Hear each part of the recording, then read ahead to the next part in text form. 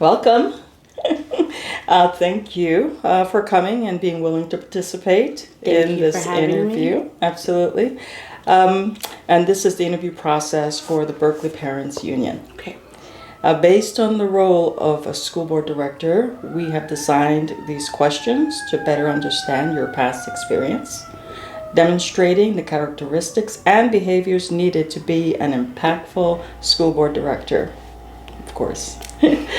In your responses, please be sure to fully answer the questions to provide specific examples as often as possible. Okay. Awesome. Thank you.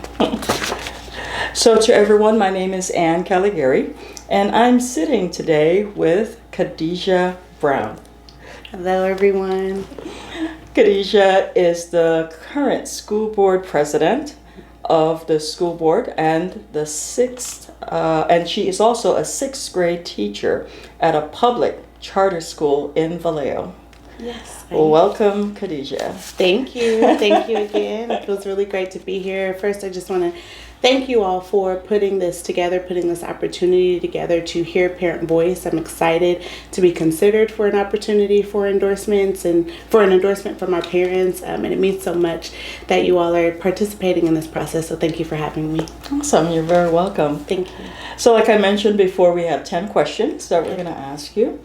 And we have about 5 minutes for each question. Okay. That's it. So, but please just answer the questions fully. Take your time.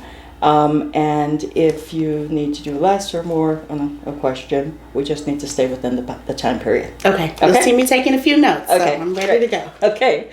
So the first question is, how would you describe the needs of the whole child experience in BUSD? Okay. Well, first of all, thank you for the question. To me, when I think about the whole child, first, I appreciate you phrasing it in that way.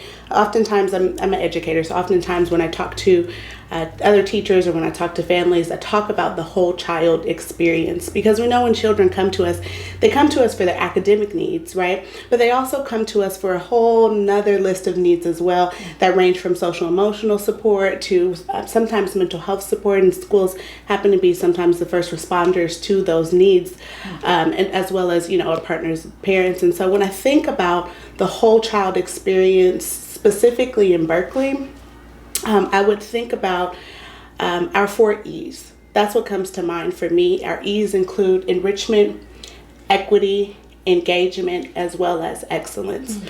So from the perspective of enrichment, we in Berkeley have been called to action, and we must ensure that our enrichment opportunities for our children are robust. Mm-hmm. And those range from after school enrichment opportunities and summer school enrichment opportunities that are both timely and communicated effectively to our partners.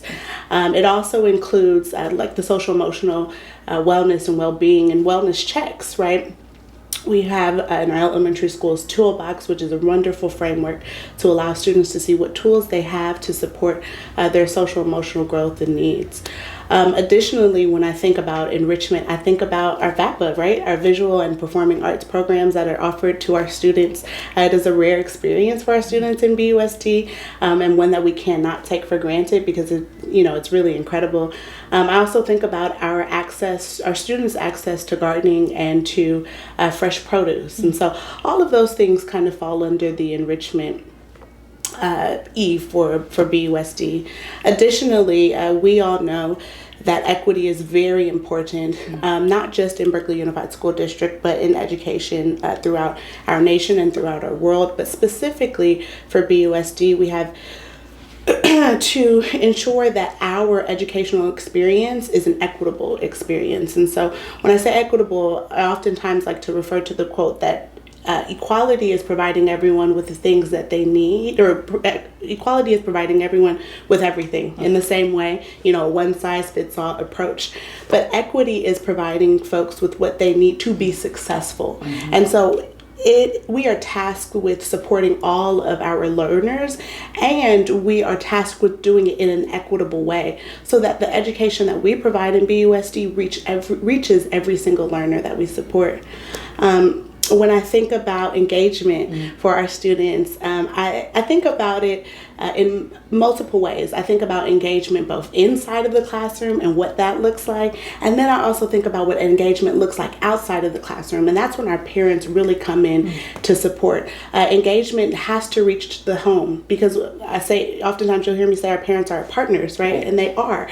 And so we have to ensure that the engagement that we're providing for our students to keep them engaged and in the know and excited about school is also provided to our families as well, to keep them excited, engaged, and in the know about what we are doing during the school day and after the school day. And then the final E in our 4 E's is excellence. And so when I think about the whole child, I think about that level of excellence that is provided to them. So when they step foot into a school and onto a school campus, that they experience excellence from the time that they are there until the time that they go home to be with their families. And so what does excellence look like? Sometimes it looks like ensuring that there is someone that looks like them on campus. Sometimes excellence looks like ensuring that there is someone who they can talk to and that they can be connected to, that can help them with some of the challenges they may be experiencing. Sometimes excellence looks like uplifting and affirming the things that they did. So walking through the hallways and seeing student work and seeing examples of how students have, made it to the bar, but also continue to set the bar higher and higher. Sometimes excellence looks like things like the Oratorical Fest in our district, affirming and showing to our BUSD community how incredibly gifted and talented our students are. And so when I think about the whole child experience, I think about our 4 E's: engagement, excellence, enrichment, and then finally equity. Wow. Thank you. Sorry, it's a mouthful. Okay, well, I can talk on and on, so you got to stop me. let's go to question 2. Okay. And let's see how it runs into that first answer. That was a long one. Okay. So could you give examples of how you've worked to support students, children, and teachers in the past? How will you use this experience as a board member to ensure students' needs are placed at the center of the BUSD's decision making? Okay. Would you mind reading the second part of the question? Certainly. How will you use this experience as a board member to ensure students' needs are placed at the center of BUSD's decision making?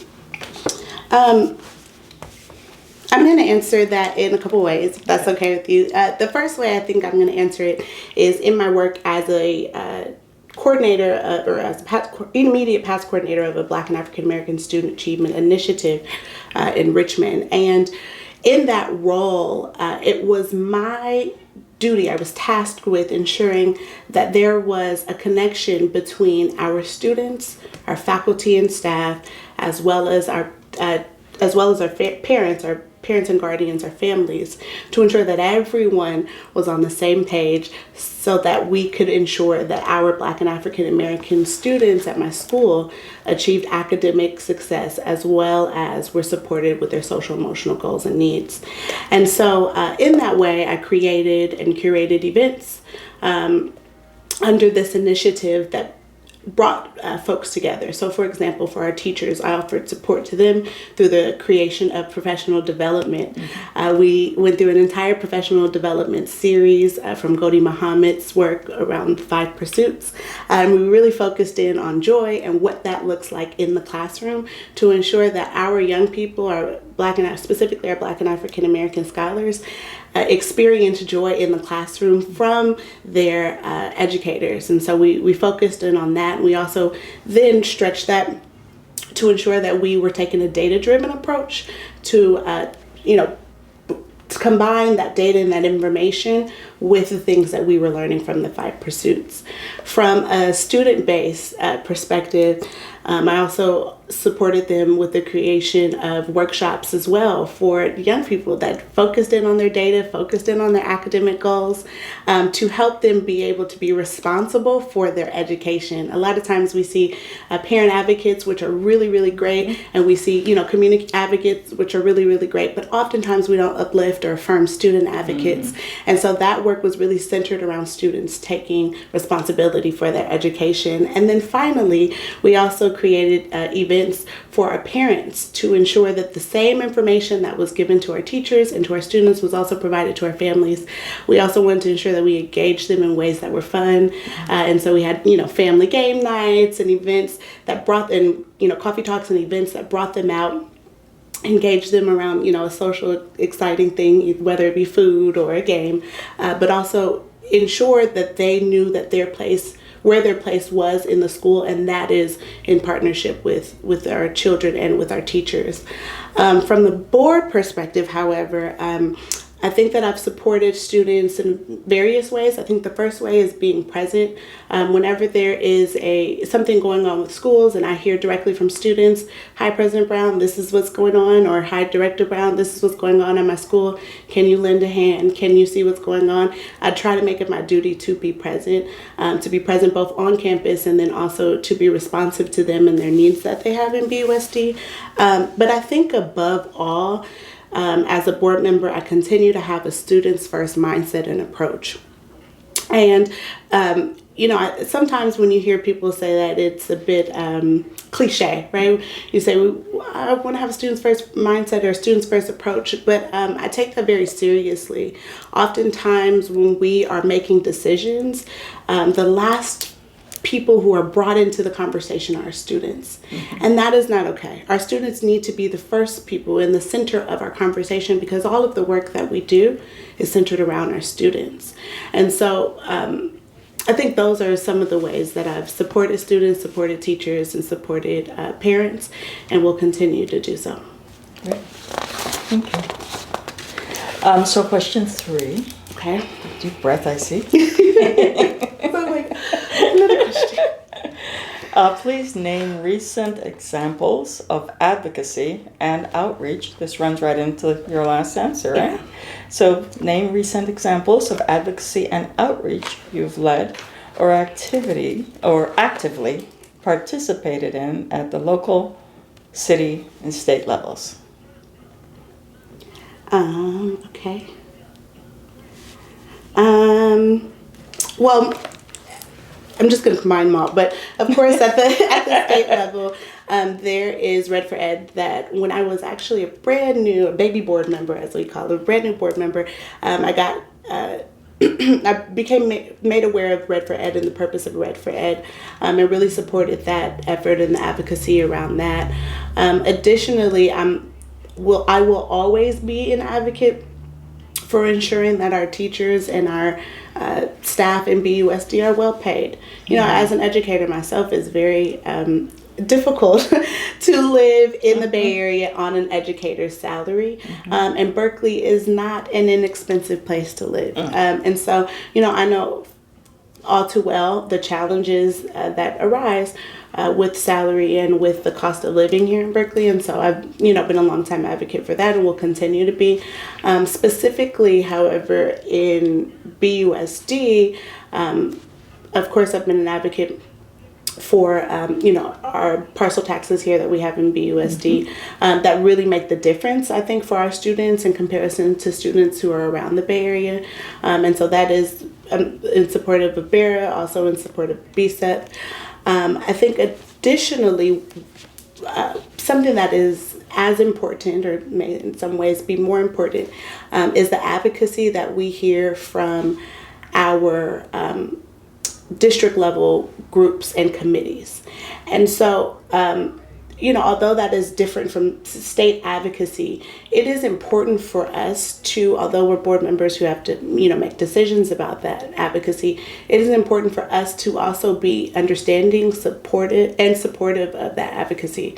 So I really look to our parent groups, like PAC or DLAC or SBAC to tell us what it is that we should be doing in BUSD for our students. And so that advocacy reigns true in my heart, and it reigns true also in my votes as well. Okay. You mentioned a couple acronyms. Can you SBAC? Yes, the Superintendent's Budget Advisory Committee is what I meant by SBAC. You have to forgive me. Sometimes in education we get carried away with acronyms. Absolutely. And we go acronym crazy. So I will remember to try my best to call out those acronyms as they are. But these are our parent groups. These are groups that parents are able yes, to they be are part of. parent advisory committees for the district, and so they report to the district, have opportunity to report during our board meetings, and they also inform the district on our decision making. So they're very important groups that we have. Okay, super. So can move on. Question 4. Okay. It goes without saying, when it comes to education, our school community is passionate, opinionated, and organized. Name 1 to 2 examples where you were able to stand for and hold to your convictions in the face of opposition. Standing in the face of opposition. I'm going to ask, does everybody pause during these questions? Standing in the face of opposition. I don't know if you mean specifically in the opposition, like as a board, so maybe I'll just go from there. But, our board, one thing that I love about our board is that we share some of the same ideas often. And so we hardly ever vote different from each other. However, there have been a couple times where, I've been on the board and I felt really strongly and passionately about issues that were not shared with issues that were not shared, or the passion behind these issues weren't shared amongst me and my colleagues. However, that did not stop me from still supporting those things that I was interested in, as well as publicly supporting them. And earlier you asked for examples, and so I'll give you some. More recently, we just had a vote around distance learning. And it was a very controversial issue, not just amongst the board, but amongst our city. There were advocates who came every single school board meeting to advocate for virtual learning for their students, many of whom were medically fragile, and really appreciated the ability to have distance learning an additional year, and were advocating for the need to have it again. And when we looked at distance learning in comparison to our priorities that we created in the district, along with, in the middle of budgeting season, there were some tough decisions that had to be made, and, there was a vote that had to come. And so,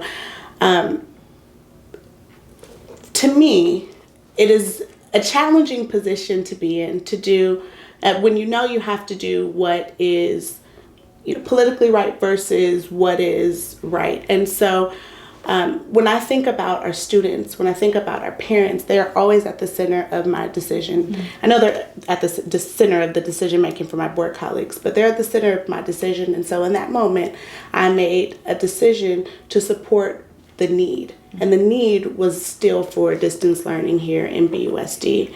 Now, unfortunately, the vote did not pass. But what stuck with me, I think, was a parent sharing that although they weren't happy about the decision that was made, they were happy that they felt heard and that they felt supported. And sometimes for our families, we can't and we won't get every single thing right. But what our families must know is that they are heard and that they are supported. And even if just one board member hears them, supports them, and advocates for them, even in the face of opposition, it's important that we do that. And I'm grateful because those opportunities is what helps true partnership to form. And that's important here in Berkeley. I think the second time, this was the first time, but my second example was when we had a charter school here in Berkeley Unified School District. And because of some governance and oversight decisions, it was brought to the board for a vote to either provide the charter school with a material revision or to decide to no longer have them associated with Berkeley Unified School District. And at the time, very similarly, you have to weigh your pros and cons. You have to think about your budget. You have to think about, the responsibility to the district, the responsibility to our students and families here. But in that moment, I was once again the only board member who voted to keep that charter school here in Berkeley. And it is not because let me say this to the camera, it is not because I am a super charter school champion, but I am a champion for educating our most vulnerable students and educating them well. And so in that moment, I had to take a step back from the fight between charter and public and really be an advocate for our students who are underserved and sometimes underrepresented in many avenues, but especially in education. And so I made a decision in that moment to represent students who look like me, students who look like you, students who look like all of us who sometimes make up the voiceless group in BUSD. And so those are two opportunities where I had to take a stand in the face of opposition. The two moments where I'm proud of the decisions that I made, even when I was alone by myself. Sometimes it feels good when you have another board member, but when you're alone and by yourself is really a testament to your values and what you believe. Okay. Well, we have, I'm on question 5, so there's 6 more questions. Sorry, I'll speed it up. No, I think we're doing okay. So, as a board member, you're accountable for the overall success of the district, as you know. Share examples of how you've provided effective governance to an organization. Okay.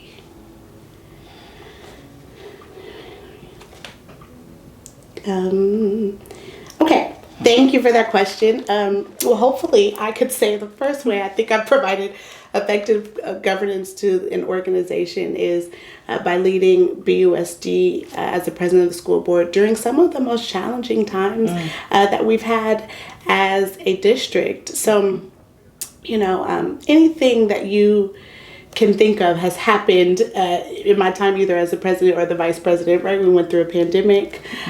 We excitingly found a new superintendent and went through the search for a new superintendent. We reopened schools after a pandemic. And I think in all of those stops, either as the president or the vice president of the board, I've done my best to provide effective governance as well as effective oversight, because that's governance and oversight is what falls under our work as board members. Outside of my work as a board member, I served for 4 wonderful years as a member of my school's school site council and as the president served for 3 or 4 years as a president, but for maybe 5 years as a member of my school site council. And that's when I really learned to love governance and providing governance to organizations. Additionally, in my community, I serve as the second vice president of Black Women Organized for Political Action, the Berkeley Oakland chapter. And I'm also the international second vice president of a women's Christian organization called the Women's Missionary Society. And so I've provided governance in many different ways, from community-based to school-based to political organizations and so on. You sound very busy. Very busy. Beyond busy. Okay, so the next question is a little shorter. Okay. What is your vision of the successful graduate profile for a BUSD student, of which you are or were one? I am a graduate. No, I'm kidding. First of all, I really love that question because just a little while ago, with our leadership, with different leadership here in BUSD, we started talking about a graduate profile and what a graduate profile should look like, and what every single student graduating from BUSD must and should have as they graduate. And so I started getting really excited because I think about, my class, and I, more as well. And I think about a lot of my friends who graduated from BUSD. And there are a couple of things that we all have in common. Number one, it is that cultural and social wokeness that is very Berkeley. So when I think about a graduate profile, of course, I think about all of the academic things that should be in the graduate profile. And I look to the California dashboard to, identify some of those things. So like college and career readiness, I look to it for students to have certain understandings of their A through G requirements and meeting those requirements, specifically around ELA and math. I also think about psychology and career readiness. So I think about all of those things, those academic things that students should have. But I think about the other things that are so very Berkeley, right? So that social and cultural wokeness that I think students should have. I also think about what we just adopted in BUSD, our climate literacy resolution, whose focus is to ensure that all of our students graduate from BUSD climate literate. Mm-hmm. That is very Berkeley, mm-hmm. and I love that for all of our students, and I know that that is a priority here as we push to try to ensure that we keep our earth, our world for as long as we can. I also think about our students graduating with their toolbox, right? With a certain level of social emotional skills and a certain level of knowledge around social emotional tools that they can use when they're in need. I think about our graduate profile having another layer of it, which includes, like I talked about earlier, visual and performing arts. I think about our access to fresh foods and all of the things that make up that whole child that I was talking about in the 4 E's. And so when I think about our graduate profile, I think about what all of our students have, that no matter where you go, mm-hmm. right, when they think about their post-secondary education, they can point students out and say, oh, that's a Berkeley mm-hmm. student. Mm-hmm. Sweet. Okay, we have 4 more questions. Okay. So, question 7, the school board makes many important decisions, as mm-hmm. you know, from hiring the hiring of the superintendent to passing resolutions and approving budgets. Mm-hmm. Name an example of how you have been able to collaborate in order to come to an important decision. Okay.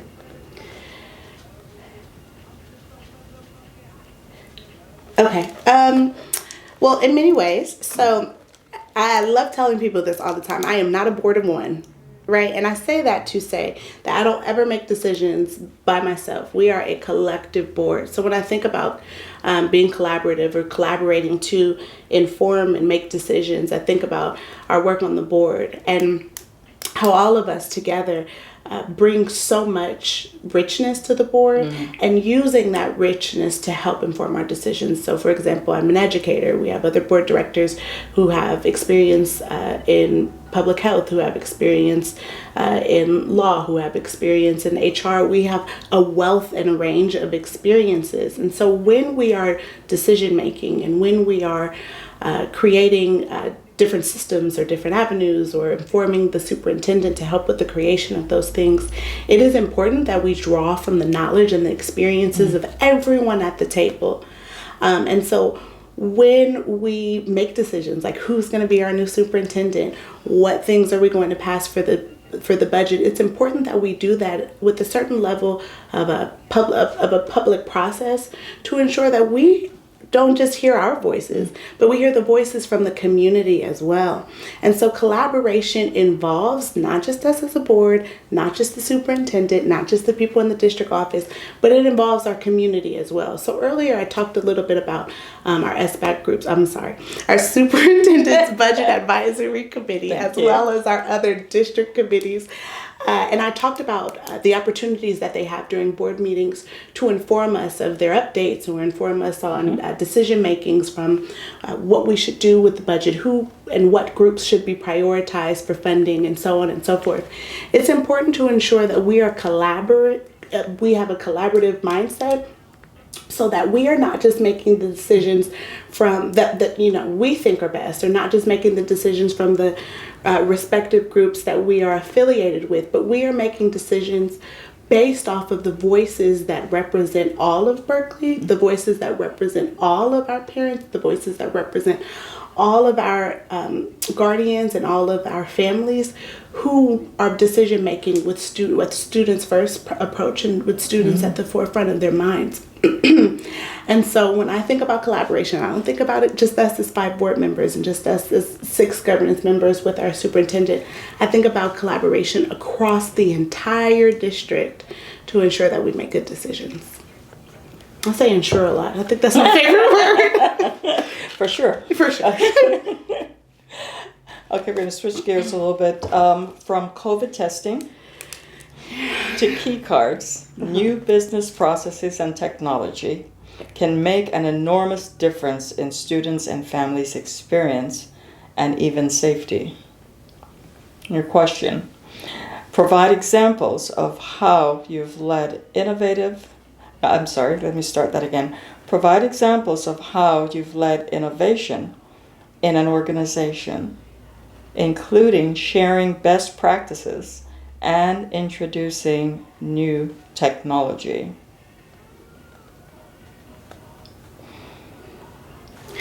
Have you ever heard of distance learning? So, wow. I'll talk about my work as a teacher. Mm-hmm.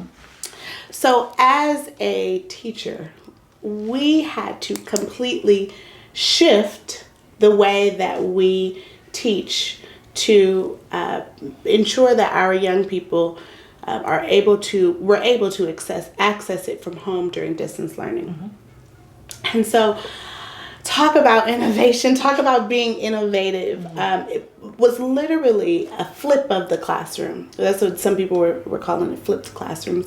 But we had to literally flip our classrooms from everything we did, from how we engaged with students and how we called on students, right? And so in the classroom, when I call on students, I use my equity sticks, right?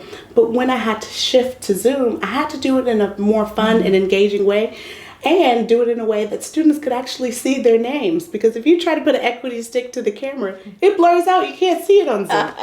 So shifting how we engaged our students, shifting how we thought about and how we prepared and offered homework for our students, right? Mm-hmm. Gone were the days, through Zoom, gone were the days where we were going through our, math books and doing problems, the even problems or the odd problems. No, we had to ensure that homework was something that students wanted to be engaged and a part of.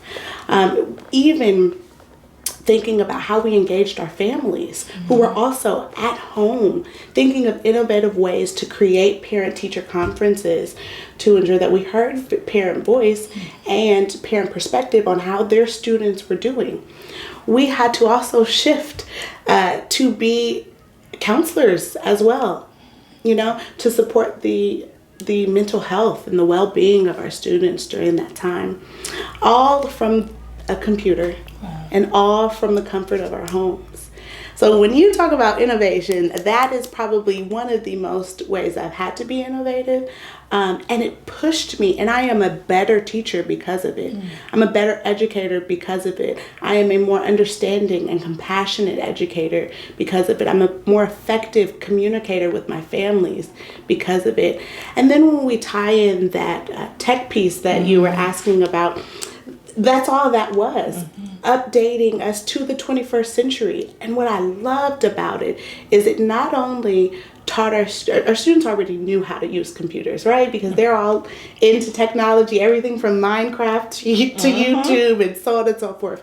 But what it taught them is that the same excitement and joy that you have when you're on YouTube or using Minecraft, you can use that with your school as well. And so, or you can, develop that joy and excitement when it comes to school as well. And so showing them how the world could be their oyster and how they could use YouTube to support them with their educational goals. That they could use the structures in Minecraft to help them learn area and to help them learn different mathematical functions. It is really mind-blowing the ways in which we were able to create new avenues for learning and to keep our students engaged. So it was amazing. I could talk about distance learning. For some people it was not, but for me it was an amazing experience. Well, I was there. I definitely saw it. I was totally impressed with the way our staff was able to pull it together. Definitely. And when I talk to parents, especially parents here in BUSD, specifically parents here in BUSD, I heard from a ton of parents that they were impressed as well. We back at the Schools Fund luncheon or Schools Fund block party, we had the opportunity to celebrate our teachers for the ways in which they were innovative and the ways in which they flipped their classrooms to provide their education to their students while they were at home.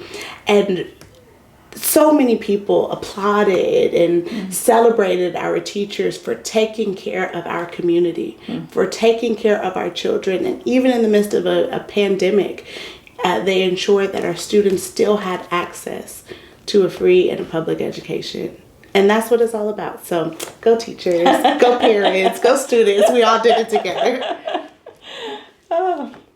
So our next question is, often the school board passes a resolution that directs the district to do something new or different. But sometimes implementation is incomplete or doesn't even happen.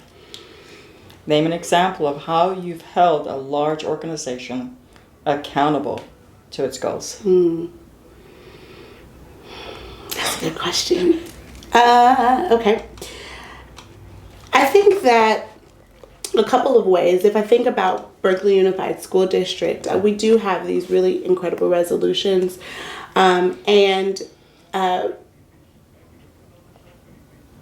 We have really incredible resolutions, and our resolutions come with a lot of substance. There are a lot of things that we want to accomplish.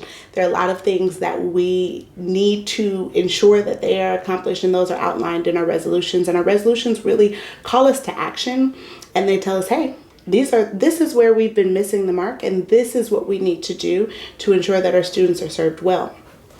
The other thing that our resolutions do is it allows opportunities for accountability. And that accountability happens in various ways, one of which is updates that come to the Board of Education through workshops where we can ask staff, hey, we put this resolution out. Now, what is happening? What is going on? Let us know. Let our community know.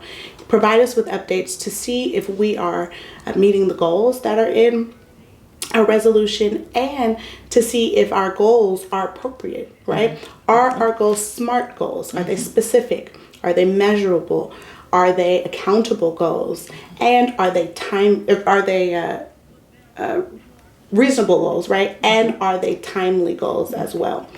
And so that's in one way. The other way is through the creation of additional committees that provide that oversight for and that accountability measure to ensure that our resolutions are passed. Okay, and resolutions are not just passed, but are met and are updated and are being looked at regularly. And so those are that's how it is traditionally done in BUSD.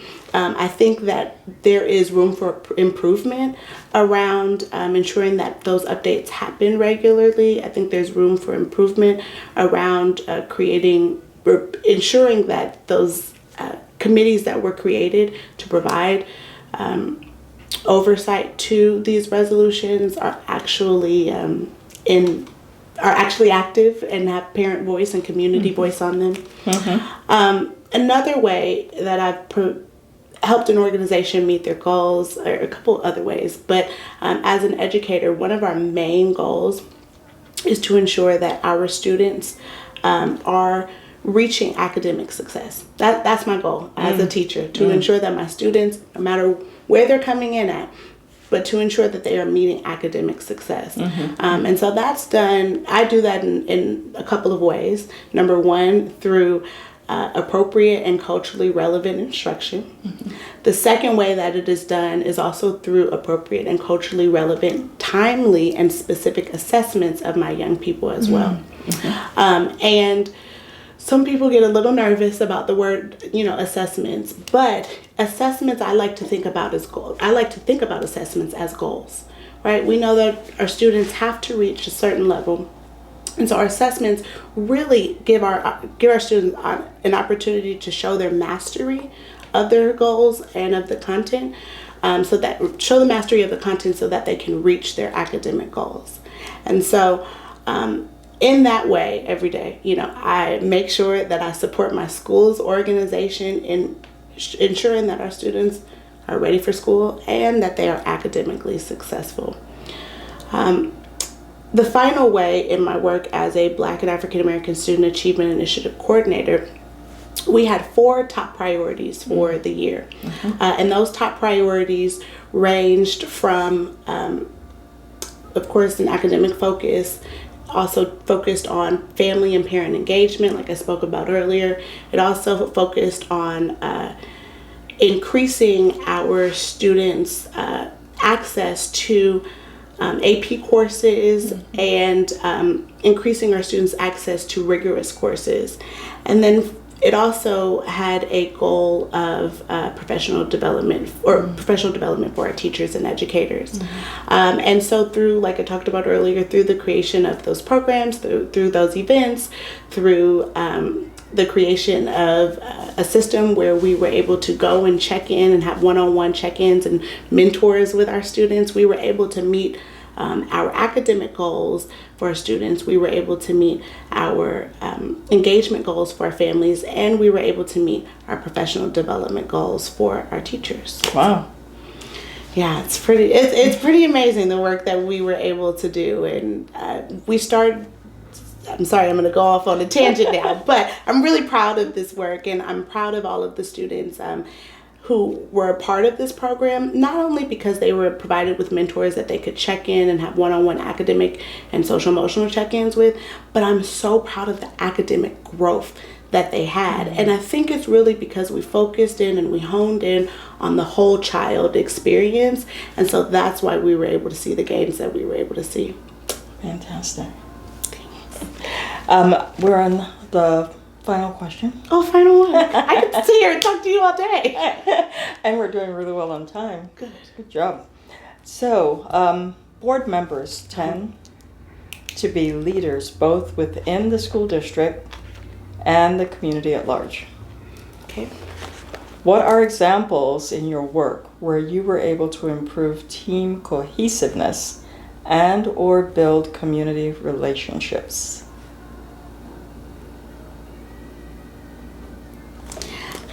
Definitely. I think in my work as a board member, I've taken our board or assisted in taking our board through a series of workshops. We just started our governance training for the board. It's important that our board members are not only working collaboratively, but that we all share the same knowledge and share the same information so that we can, make very informed decisions. It's important that we continue to stay educated, we continue to stay knowledgeable and abreast of best practices that are happening throughout the state of California and throughout education as a whole.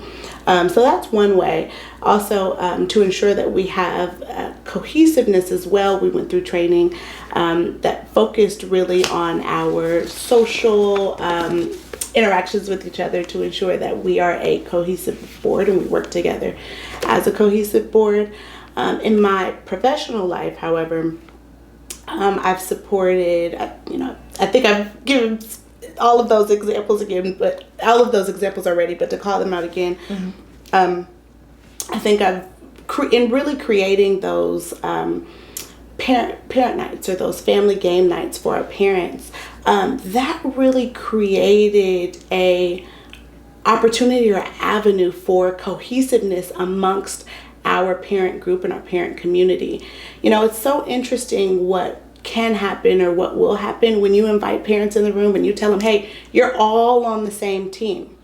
Because not only does that help them be all on the same team during a game, it also creates avenues for them to be all on the same team in advocacy for our young people.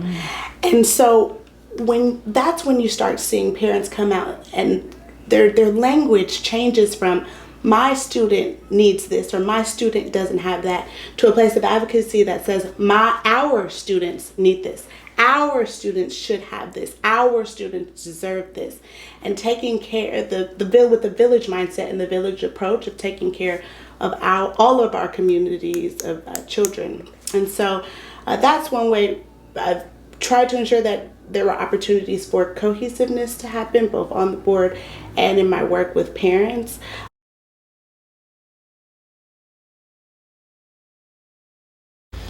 So as I was saying, in my classroom, I don't say to my students, you don't all have to get along, but you all have to respect each other. No, we all have to get along, especially when I think about the content that I'm teaching my students, when I think about math, when I think about science, and now when I think about coding.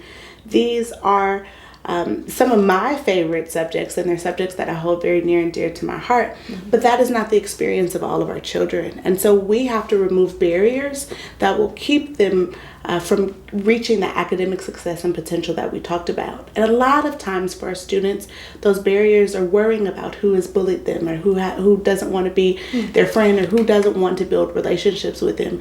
And so I do everything in my classroom from a relationship-based asset or relationship-based approach to ensure that we level the playing field in the classroom for every single student, so that when students come in, they're not worried about their clothes, they're not worried about their socioeconomic background, they're not worried about their zip code, they're not worried about what social group or friend groups that they hang out with. All of those things are left at the door, and when we come into the classroom, we are a community, we are a family that works together to ensure that we all reach our goals. And so for me, that is the way that it is the most near and dear to my heart when I think about cohesiveness, because it also has a domino effect. In the same way that we build cohesiveness in our classroom community, we also build that same cohesiveness amongst our parents, right? And so that's when our parents are saying like, oh, I'm hearing a lot about Alicia and she gets along with my daughter all the time. Maybe you can give me access to their family and we can put together a study session or a play date. That's when you bring communities together that maybe would not have been together or worked together, but because we created that cohesiveness and we created that community in the classroom, it is literally doing a domino effect everywhere else. When I think about my work just with my school community as a whole, many people know that I am a bit of a social butterfly.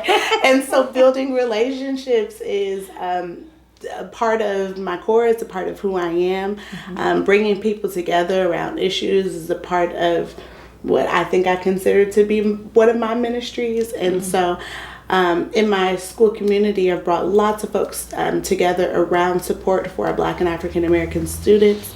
In my work as the School Site Council president, I brought our communities together to rally them around the creation of our English language development coordinator for our entire school. In my work as a board member, I've supported and continue to support opportunities to bring parents together so that we can hear from them on the issues that are affecting them and their young people at their school site, but also around the entire district. And that's done, of course, through our emails, but also through our public comment opportunities during our board meetings. And so in those ways, really creating opportunities or curating spaces for people to be seen, for people to be heard, for people to be included, for people to feel needed and to feel like they are a part of a collective group that is working to reach a goal. Those are the ways in which that I think will, help to move us forward, help us to progress as people who are rallied around education for our young people. So thank you for the question. Oh, absolutely. And thank you very much. That was our last question. Thank you yes, breathe. Thank you so much for spending the time with me today. This is such a great forum to get to know the candidates, and I just wish you all the best with your candidacy. Thank you so much, and thank you all again for allowing us to speak with you, to engage with you. Our parent community is really, the heartbeat of our schools. You all are what keeps us going. You all are the group that calls us to action to ensure that we're doing what we say we're going to do.